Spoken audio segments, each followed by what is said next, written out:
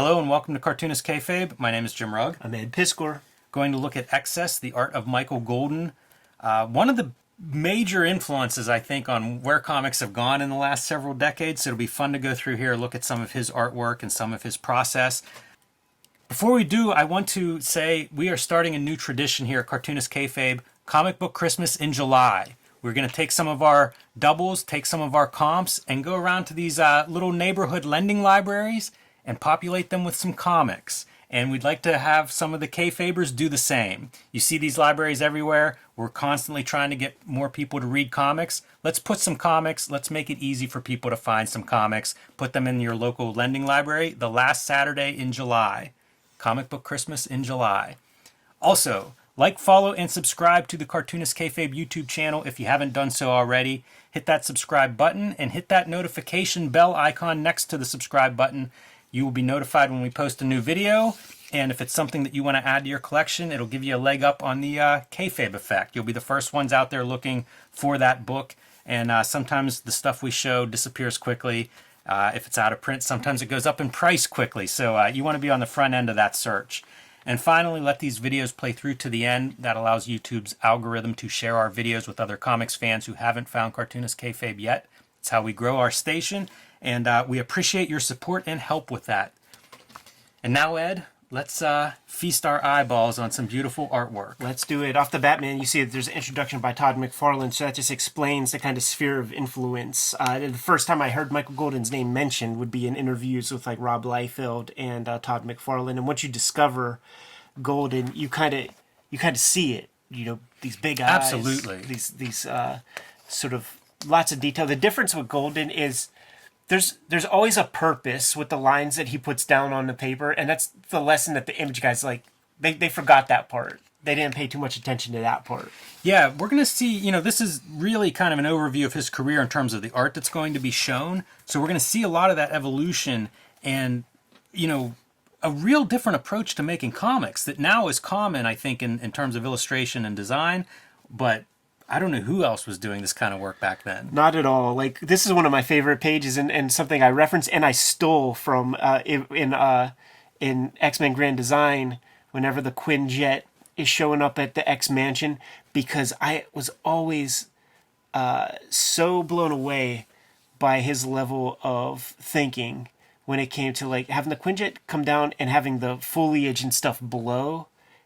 It makes so much sense, you know, and that just was real impressive to me. And that is what McFarlane is describing here in several paragraphs, that attention to detail, that ability to make a two-dimensional page look 3D and feel real. And that's a lot of some of the process talk that's in here, you know, getting into that idea of like knowing how this stuff is constructed and not doing it for no reason. Yes. Yeah, I think he has some kind of like a photographic kind of memory or something. Like it's like Chaykin was talking about it, man. He has some sort of like could look at something once and then figure it out and just like could draw anything. He says, this guy right here is so iconic to me. Yeah. You know, that skinny neck, that big head. A little Archie Goodwin. Archie Goodwin Tip meets Radar from MASH. Yes. Yeah, you know, and this is early Nom study.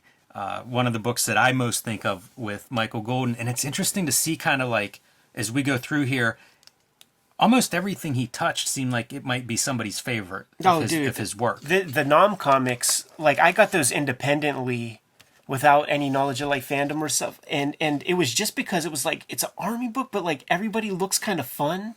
Yeah, the cartoony combined with like all the vehicles and all the equipment so realistic, that was one of those rule-breaking things for me. Sure, yeah, it's a good way to put it. Some of these like Batman covers that he did, some of my favorite Batman covers. Yeah. Yeah, a lot of the stuff, whenever I was reading comics, he was doing covers. And they would always be like saturated colors. Yeah. Magenta and stuff where he was doing all of magentas, that. yeah. And they would just pop. Those Punisher war zones or whatever, man, with like all the little Teddy Ruxpins in the background and stuff. I hope we get to see that one here. This is like iconic.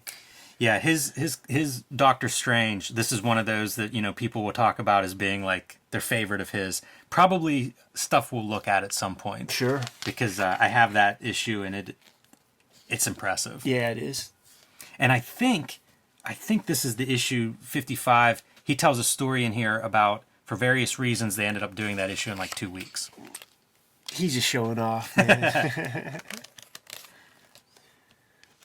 Do you remember this would be from the TCJ message board days, where somebody like on the board just kept mentioning that they paid Michael Golden for a commission and it didn't get generated? I've heard those stories. I don't know if it was on the Comics Journal. Well, this is a very specific one, because eventually the drawing turned up and the guy scanned it and put it in, and Golden, it was Doctor Strange, and there was lettering involved, and he misspelled the word virtue, so it said patience is a veru.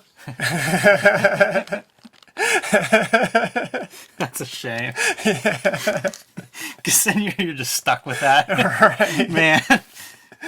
Poor Michael. There's a few of these things throughout showing like process. So you get to see like pencils and stuff. And, like in this case, you can see he's doing digital effects to kind of create that extra depth in these examples. But it gives you a real insight into the way he's thinking about the what he's drawing in terms of what is this actually an image of? How do you represent that depth? Yeah, absolutely, man. Real tight penciler. And looking at it, it makes me wonder, like, did he start off like with a trace of this yellow cab, and then you just gussy it up with your own kind of art? Because, like, we're looking at just like contour, like this is traced off stuff. There could have been another level of just underdrawing, because obviously you don't see any of the construction shit with the Hulk. So maybe there's like another level that we just haven't seen. But that looks like he starts off from real life and then just abstracts it to his purposes. Yeah, it's interesting. I don't know about that, if this is like a second layer or some kind of composited thing. This is cool. He's showing, there's a lot of commentary throughout too. So he's talking about doing these covers and providing examples, thumbnails, and trying to make those thumbnails very different. Yeah. So that the editors have something to look at and to really choose, like what works and what stands out. And it's impressive to me, just there's not much here, right? These are just a couple of dynamic poses, and yet there's a ton there. Sure. There's so much to say. Like I feel like Ken Steacy kind of coined this color palette for Iron Man, and I don't even know where. Maybe it was a Marvel Fanfare or something where I first saw like that application. These thumbnails, if you look, they're simple, they're small. I assume they're small. Yeah. Because there's not a ton of detail, but they're so tight. Yeah, I'm imagining that's a 8.5 by 11 piece of paper, just quartered off. But he allows like that space to keep it exactly the proper dimensions. And like that Hulk image that we were looking at and trying to figure out, where's the underdrawing? Is that like a trace or something? If you look closely at this chosen poses, they're almost exactly what's in that little layout. Yeah, the poses for sure. But then, he's adding the buildings and stuff. Really good Iron Man. And again, you get the 4 examples of what was turned in and what he ends up going with.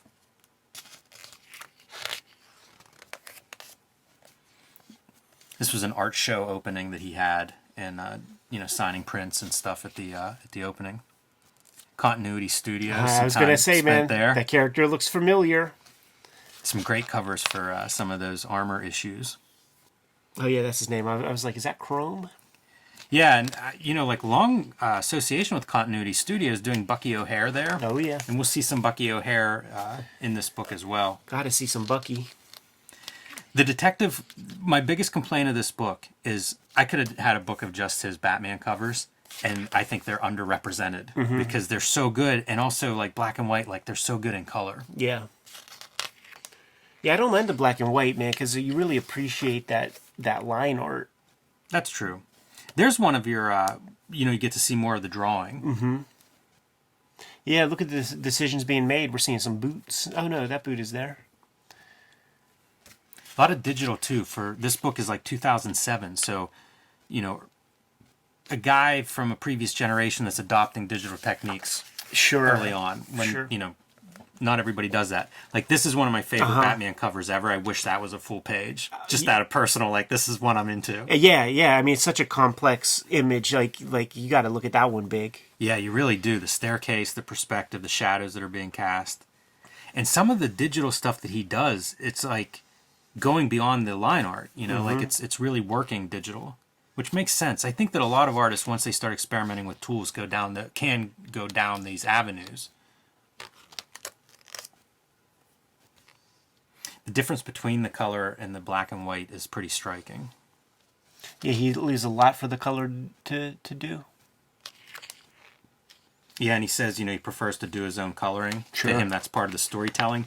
A lot of the talk throughout here, especially the process talk, is how much, like, it's all in service of the story. Yeah.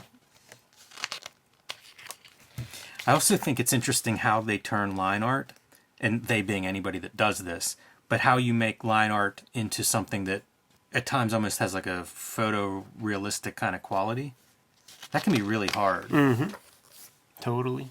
I often criticize contemporary coloring because of how the flat black clashes with the mottled colors. So anytime I see somebody that I think is doing it well, it's something I try to give a little extra study to. Here's another development of your sketches. Yeah, it looks like Wildstorm characters, right? Zillet and yeah. It's funny to see his color. Cash and checks, baby. On a metallic skin. Yeah, I'll draw your gold dude. It's this little tiny sketch. There's so much detail in it. Wonder how big that is. It feels like those little sketches, those thumbnails, should be large, based on the amount of information that's there. And you can see, like, these are different drawings. Right. You know, this is your much tighter, refined drawing, but all the way back in the back of the crowd, you can see very detailed, like, suits and everything that the characters are wearing. See, this is one of those ones that you can never forget once you see it. Yeah, absolutely. It's fun, it's playful, it's so meticulous and tight. Yeah, and it's cartoony. Yeah. It's not like this is overly referenced or photo reference stiff or anything. I think if I were doing the intro to Michael Golden, that would be something that I would probably hammer on a lot, is that ability to do this very detailed work that looks real and yet retains the quality of cartoon, fun, liveliness. Because that's what people lose, I think, a lot of times when you get too detailed, is it becomes stiff, and his work doesn't have that stiff quality. Yeah, you could tell that, like, Adams would be down with this kind of fella. This is super early in his career. You could always tell the period by his signature. Yeah, that is early. It's I think that date is like 79. Looks like. Oh, so he was even still already making comics at that point. A lot of talk of Micronauts, of course, probably one of the early signature books of his. And we have videos on a lot of Michael Golden. Sure. You know, Batman Special, Micronauts, I think issue 1 and Artist Edition. Oh, yeah. So definitely, if you want more Michael Golden, you can go through our archives and find quite a few more pieces of his work. And more in-depth looks at some of them. And it's fun to see some of his reflection on these things and what he was trying to go for. Like, did not want to do superheroes in Micronauts. You know, was looking to do that sci-fi fantasy kind of book. And it shows. I love the scale stuff on this cover. Yeah. That push mower. That's what you need. Like, it's called Micronauts. Like, yeah, man. Get these little guys on top of stuff. Yeah, every chance you get to emphasize the micro part. Microponus. You know Microponus? Cartoonist Kayfabe is brought to you by the comic books that we make. Jim Rugg, right now, on the stands, has Hulk Grand Design Monster and Madness, where he distills down 60 years of Incredible Hulk lore into two 40-page volumes with an inevitable trade paperback Marvel Treasury size book that I got to look at the PDF. It's going to be the book of 2022. Red Room, Trigger Warnings, issue 1, 2, 3, and 4 are on the stands. As we speak, Murder on the Dark Web for Fun and Profit. Every issue is completely self-contained. It is banned in more than 28 countries. It is banned in more than 10 comic shops. Also forthcoming is the Trigger Warnings trade paperback, coming out, I believe, the same day as the Hulk Grand Design comic, man. So that is going to be an important day in Cartoonist Kayfabe history.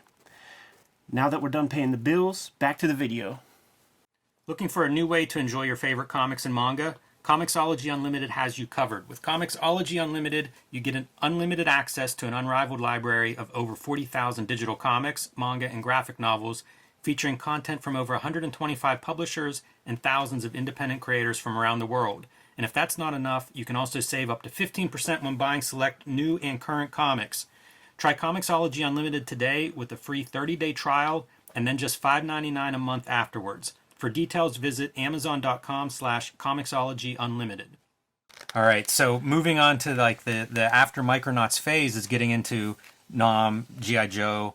And again, we look at the G.I. Joe Artist Edition on a previous video. I think we look at the comic book too on a previous video. Yeah, so we looked at Nom issue 1. We looked at the Marvel Fanfare Spider-Man Hulk issue. yeah, they talk about that, and it's an amazing story. That story was mostly done and then put in like an inventory pile for like 7 years. That's what all Marvel Fanfare is. It's like we did that Marvel Age, that issue where it's like a day in the life at Marvel, and you realize that there's that part where the editors have to build these contingency plans and just have work commissioned, and the people that you would have do that stuff would be these guys that you can't rely on a monthly basis.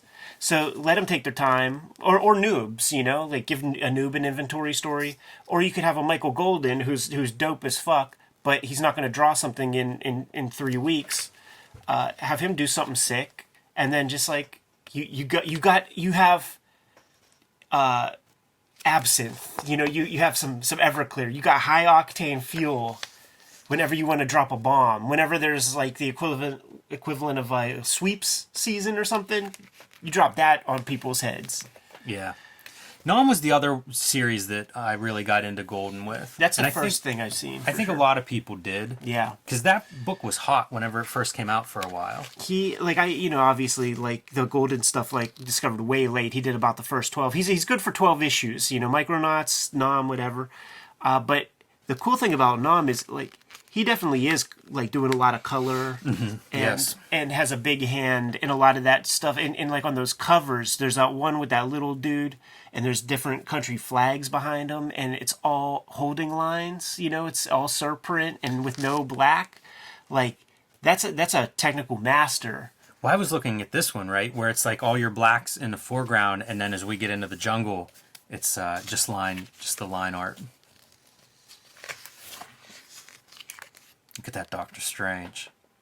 That detail is just, I don't know how well you can see the cross hatching on there, but talk about fine lines. Totally, man. And it makes sense. Those are portfolio pieces. That's cool as fuck, because I mean, it has the Ditko in it. You know, it has the Ditko in it, but it's Golden. Yeah, that's interesting. This is my era of childhood reading Michael Golden covers. I'm pretty sure I even had this issue. And man, his Ghost Rider. He did several Ghost Rider covers. They were all dynamite. I'm really looking for that Punisher Suicide Run covers, man. I hope those show up in here. Nice to see his pencils. Yeah. Get a couple of samples of that breakdown. Look at how tight this stuff is.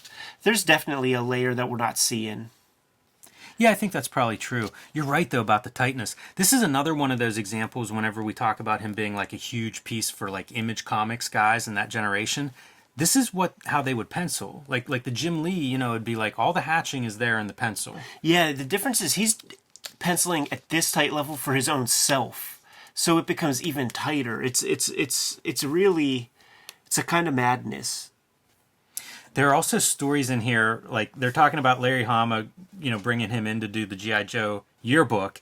And at the time, Golden was like on what he called a walkabout. He was working on a ranch down in Florida and has these breaks where he just kind of like, you know, leaves comics for a month or two or gets on his bike and just heads out west for a month. Another iconic image. Absolutely. This was a style that I really liked. It's a pared down style. I can't remember if we showed it on the channel or not, but there was a holiday Marvel issue where he did a Wolverine story, and it's kind of in this style. Yeah. And it's pretty interesting to think like you go from this or Nom, you know, that hyper detail into something like this where you really are describing muscles and form with like one line, two lines, but not shortchanging any of the detail. I mean, look at that pencil. It's Jeff Darrow levels of craft right there. Negative space, leaving all that white around. Love it. Fantastic. Like that texture for the thing also. Yeah, as you look at these images, I think that storytelling part really comes through. You know, like, I think of that because we see a million of Galactus and Silver Surfer in his hands.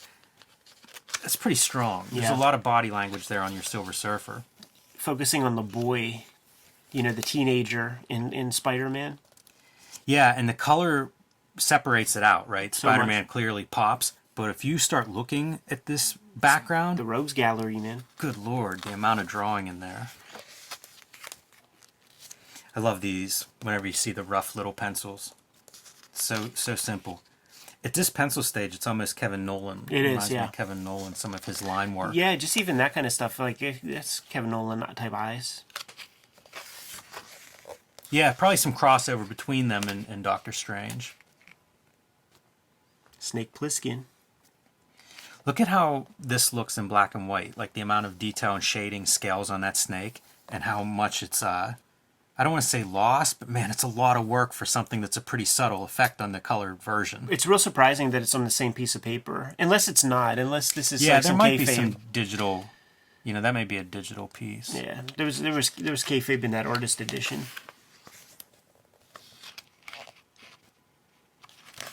Bucky, Captain Bucky O'Hare. Your Bucky sketch versus the final piece. It's cool to see that, putting it together. We looked at Spartan X, Yeah, we did. and there's some cool stuff in the back of Spartan X, which is like how to draw comics the Michael Golden way, where again he's harping on the storytelling part of it, but art director at Marvel Comics for a stint, so something that he needed to impart to other artists there. This is kind of a chapter on his some of his creations. These should be in color. That's a great image. It's Doraemon. What do we got, man? We got Doraemon. We got Goku. I don't know who this guy is. Or no, that's not Doraemon. That's like Totoro. Yeah. I was trying to figure like who our robot is. That could be like a chibi, like a Gundam S. And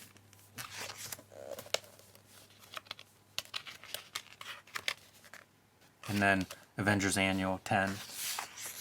First appearance of Rogue. Yeah. We got a video on that issue. Yeah. Tom had that issue, man. Quite a fair amount of coverage on Michael Golden here on the channel. For this digital stuff, it's interesting to me to see how he's mapping out in line work, like these little subtle color gradations. But if you look closely, hopefully that shows up, it's almost like he's drawing the color holds. Yeah. Yeah, he's a very precise artist. And then this is nice walking through the process and with notes is what he's thinking in that process. I like that rough where like the drawings just fade off as they get out of the crop area. And you see like, okay, the cover will be this, Yes. you know, and I imagine like a piece of tracing paper with the exact proportions and just like moving it around and like, this right here will be the... Yeah, it's like the classic, you know, you make your little viewfinder with your hands and you're Right. trying to like, oh yeah, it's perfect. But again, like so much of this coloring and modeling is going on here. It really changes. Like it's dramatic to go from the black and white to the color version. And I think that's why someone like Golden Colors likes to color himself, because he's doing so much in that color work. Like it's a very different piece. Yeah, and there's a... He's got not necessarily a palette, but there's like a idea behind his color. Like there's a lot of saturation. Like I feel like if we looked at those CMYK files, there's a lot of 100% of various colors, man, because it feels like a lot of ink. You know, it's not, there aren't subtle hues. It's all bright, like sizzling. And certainly, I mean, like I said, when I started reading, those covers definitely stood out on the spinner rack. Definitely. And it was probably because of those bright, saturated The colors. pink Punisher covers, man, I'm telling you. Good Hulk. He's so bulky. Yeah. This is wild, because this is a statue design, right? So it's like, you got to draw this and it's like turn around. So that somebody can figure out how that actually works in 3D. Jeez. Too much. Is this fanzine work? World's Greatest Comic Magazine, number 6. But no date, huh?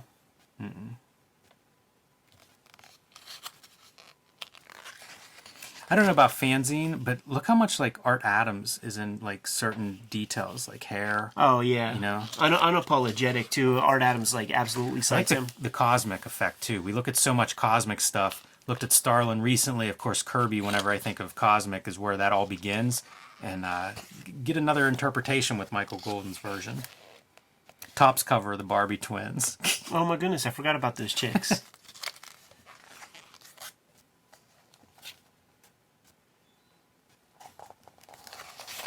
Everybody's saying, like, man, you gotta look at X-Men Annual 7. Like, why doesn't anybody talk about that one?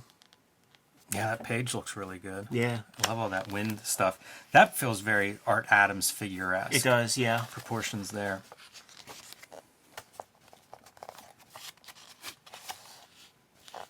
It's ridiculous as a toy design. Look at that armor. And then an index of some of his work. None of the Punisher covers in here. Yeah. It'd be interesting to see, you know, like as fans and people watching this, listing the stuff that maybe isn't in here, because there is a lot of Michael Golden work out there.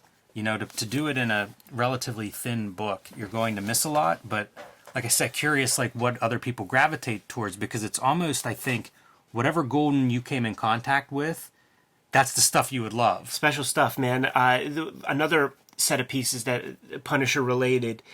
There was the one annual that came out the summer of the crossover was called the Von Strucker Gambit, and that's the Punisher annual that has the Jim Lee, Nick Fury, Punisher preview pages, but sprinkled throughout are maybe 3 or 4 or 5 Michael Golden pinups with Punisher just doing stuff. Got a gun to a dude's head on a car, and there's a bunch of little stamp bags of heroin that are like getting thrown about.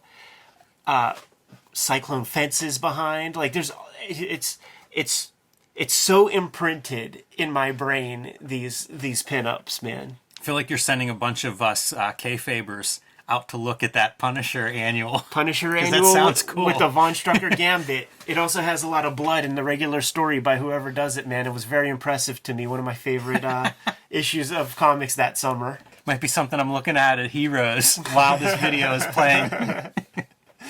Oh, good stuff, man. Yeah, Michael Golden will be at Heroes. Yeah, great. I mean, artist whose legacy is very strong in Marvel, DC Comics, Image Comics these days. And influence looms large, man. Good to go, Jimmy? Yes. Comic book Christmas in July is going to be the last Saturday in July, where we're going to be dropping off a bunch of our comp copies and doubles of comics in the local lending libraries across the city, and we encourage all of you guys to do the same in your various towns, because let's face it, man, we need to inspire more and more people into checking out the medium of comics that we all love and adore, man. It could only help things. Want you to like, follow, and subscribe to the YouTube channel. Hit the bell so that we can notify you when new videos are available. Jimmy, what do you have out there? Hulk Grand Design Monster and Hulk Grand Design Madness, my retelling of the 60-year history of the Incredible Hulk. I'm writing, penciling, lettering, coloring, all that good stuff in the Grand Design tradition. Pick that up now at your local comic shop while supplies last. And join me on patreon.com/JimRugg, where you can see more of my comic art, my process, and download some of my out-of-print zines and mini comics. Red Room Trigger Warnings, issue 1, 2, 3, and 4 are on the stands as we speak. Murder on the Dark Web for Fun and Profit is the name of the game in Red Room Comics. Every issue is completely self-contained, so if you see any random issues out there in the wild, scoop it up, give it a try. And if you dig it, grab another. These comics are banned in more than 28 countries and banned in more than 10 comic shops, but you can find those comics at my link tree in the description below to order and pre-order directly from Fantagraphics, or hit up my Patreon, which is in the link tree also. There's an archive there of close to 250 pages so far, and I put up new strips every Tuesday. Cost you $3 to get there. What else do we have out there, Jim? Subscribe to the Cartoonist Kayfabe e-newsletter at the links below this video. You can also find Cartoonist Kayfabe t-shirts and merchandise at the links below this video. That's another great way to support the Cartoonist Kayfabe channel. Given those marching orders will be on our way, Jim. Read more comics. Make them, too.